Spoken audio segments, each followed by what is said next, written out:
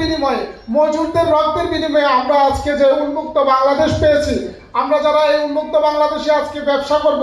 আমরা যারা উন্মুক্ত বাংলাদেশের নির্বিঘ্নে আমরা চাকরি বাকরি করছি, আমরা অন্যান্য আয়োজন সফলভাবে করছি, আমাদেরকে মনে রাখতে হবে আগামী দিনে যে কোনো কাজের ক্ষেত্রে আমরা যদি এই জুলাই বিপ্লবে যারা আহত হয়েছে, যারা শাহাদাত বরণ করেছেন, তাদেরকে যদি আমরা সহযোগিতা না করি, তাদের কথা যদি আমরা মনে না রাখি, তাহলে কালকে আমাদের আল্লাহ রাব্বুল আলামিনের কাছে আমাদের জবাবদিহিতার কাঠগড়ায় দাঁড়াতে হবে। সম্মানিত উপস্থিতি, জুলাই অভ্যুত্থানে যারা অংশগ্রহণ করেছেন এবং আমরা যারা অংশগ্রহণ করেছি, আমরা একটি বৈষম্যহীন বাংলাদেশ গড়তে চাই,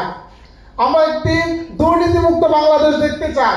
আমরা একটি মানবিক বাংলাদেশ দেখতে চাই। সুতরাং এই স্পিরিটকে ধারণ করে যারা আজকে নতুন নতুন প্ল্যাটফর্ম তৈরি করছেন, আরো করবেন, নতুন নতুন উদ্যোগ গ্রহণ করছেন, এবং যারা আজকে দল হিসেবে এক্সিস্ট আছেন, সবাইকে আমি বলবো আসুন আমরা সবাই এই দেশের জন্য কাজ করি, সবার তরে কাজ করি।